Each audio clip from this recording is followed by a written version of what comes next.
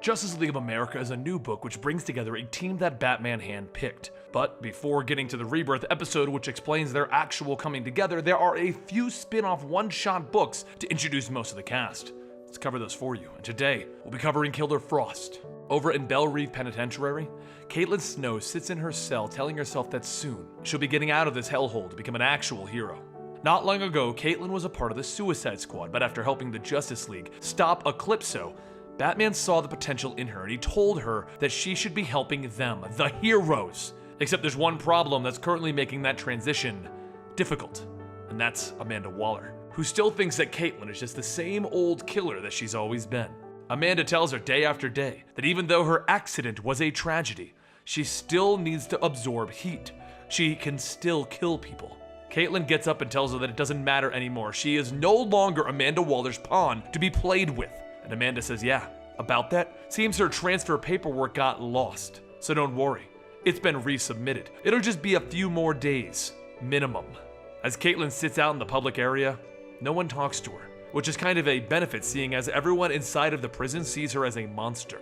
One of the guards tells Caitlin that she needs to come with them, and she asks if she's finally getting to leave, and the guard tells her no. Her old cell has been reassigned. They're going to take her to her new roommate. At first, Caitlin tries to stop them, and then she realizes Amanda is trying to force her into doing something stupid, like absorbing someone to keep her here. She doesn't want to let her leave to join Batman's new team. But before they can leave the common area, Martyr pushes his way through telling Caitlin that she's getting out. Did she turn traitor or something? Martyr then goes on to taunt her, telling her that she's just like them, another killer, and now she wants to go off and play with the heroes.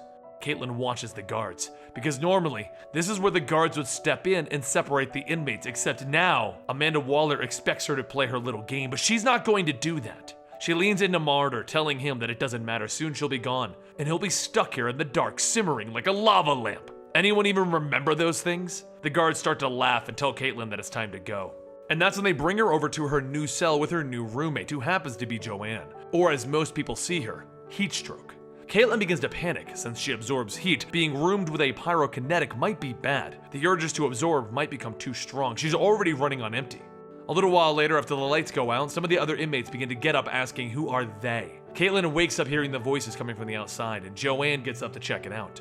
But she doesn't see anyone. The cell doors open, and in step 3 people. One of them opens his shirt, showing a tattoo of a sun, and he asks if she still sees nothing. The man then asks if she really thought that she could get away and hide. And Caitlin gets up asking who said that she was hiding. The man pushes her away, stating that karma is coming for her, just not tonight. He then grabs Joanne and shoots her with something to block her abilities, and she falls to the ground helpless. As the 3 start to beat on her, Caitlin begins to wonder if Amanda Waller would let this go so far as to let someone die to win. And then she realizes that this is Amanda Waller. Of course she would. Caitlin gets up and grabs the female, telling her to leave Joanne alone. And the girl then grabs her, stating that she knows that she needs to feed.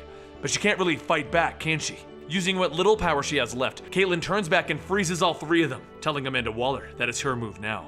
A few days later, Caitlin sits at a table with Amanda, and Amanda says that this won't end. There are 6 billion ways to fail out in that world, and all it takes is one, and she'll be right back here like the monster that she really is. Amanda goes on to state that it's just a matter of time, and then Bruce Wayne's voice tells her, that's enough, you've lost.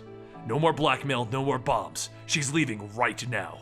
As Caitlin sits in the medical room as the bomb is extracted from her brain, she soon steps out to feel the wind blowing in her face, telling herself that she's really here. Batman tells her that she earned this ever since she saved the League in Suicide Squad vs. Justice League, and then he asks if she's ready for what comes next. As he holds his hand out to shake hers, he asks, do you have the hunger under control? She thinks back to how she did absorb heat, just small amounts through a normal contact.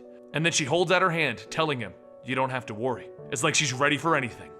Now, like I said, these are a bunch of one-shots. So you're gonna get one for Killer Frost, you're gonna get one for Ray, you're gonna get one for Adam, you're gonna get 2 more that I don't remember off the top of my head, but you can just check the channel in a few days. So if you wanna know these things, go ahead and subscribe to the channel, and we'll be concluding it with the Justice League of America Rebirth issue, which has everyone coming together, and it's only then that we find out any information on Lobo. I think they're just gonna throw him back and not really explain anything. Anyway, I hope you guys enjoyed this. Don't forget to follow me on Twitter at Comicstorian and Instagram at Comicstorian, and I'll see you next time right here.